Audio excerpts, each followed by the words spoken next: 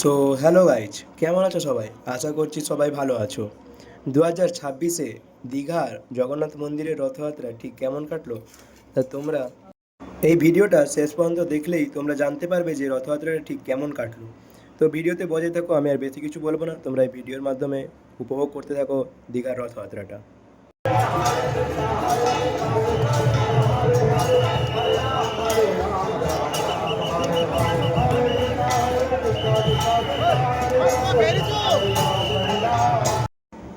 এটি ছিল বলরাম দেবের রথ, যেটা সবার প্রথমেই দাঁড়িয়েছিল। আমি বলরাম দেবের রথটাকে প্রণাম করে আশীর্বাদ গ্রহণ করলাম।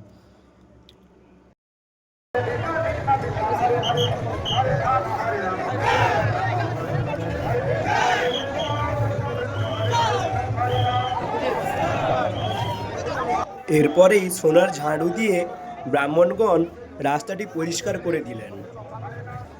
জগতের নাথ জগন্নাথের ভক্তের মনস্কামনা যাতে পূর্ণ হয়, তাই জন্য ব্রাহ্মণগণ ধ্বনি দিলেন এবং কিছু ভক্ত এসে মাটিতে লুটিয়ে পড়লেন জগতের নাথ ভগবানের জন্য।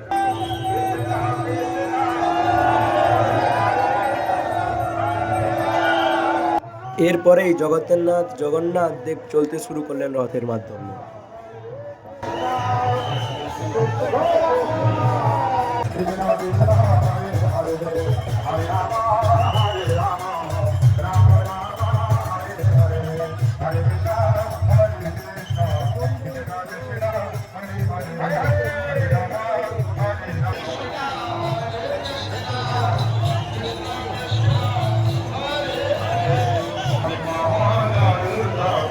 দীঘার চৈতন্য দ্বারের সামনে এত সুন্দর দৃশ্য রথের, যা বলে বোঝানোই যাবে না।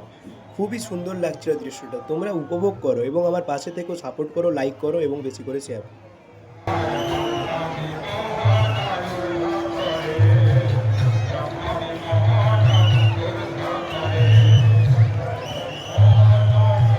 অজস্র ভক্তের জনসমাবেশ ঘটেছিল এর মাধ্যমে।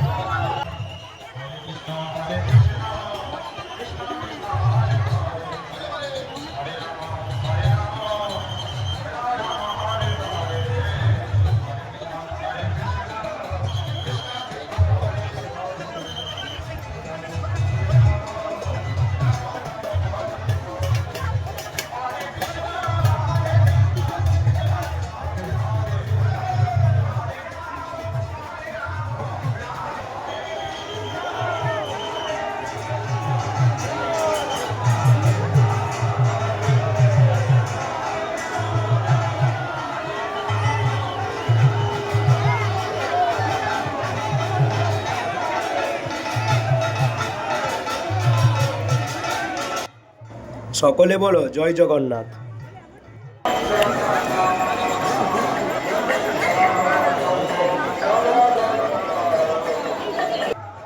এটি হচ্ছে জগন্নাথ দেবের মাসির বাড়ির দ্বার। জগন্নাথ দেব এখন মাসির বাড়িতে অবতীর্ণ করেছেন। দাদা সুখ দিলে হবে, দেখবেন আগামী বছর।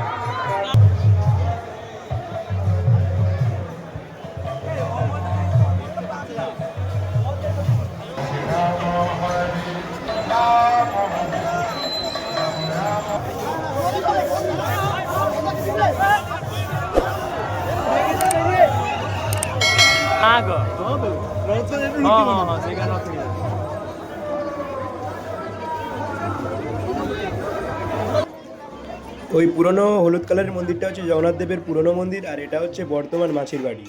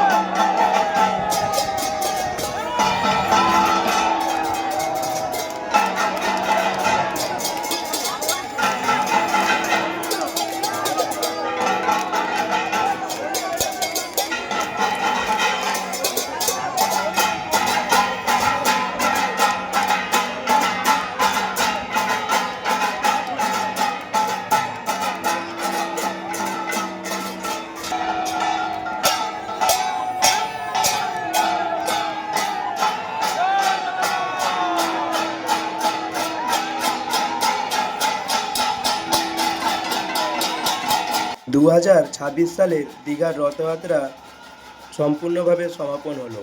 দেখা হচ্ছে পরের কোনো ব্লগে। এই বিগ্রহটি হচ্ছে সর্বপ্রাচীন জগন্নাথ দেবের বিগ্রহ। এটি আছে জগন্নাথ দেবের মূর্তি। ভিডিওটি ভালো লাগলে অবশ্যই লাইক, সাবস্ক্রাইব অ্যান্ড ফলো করুন।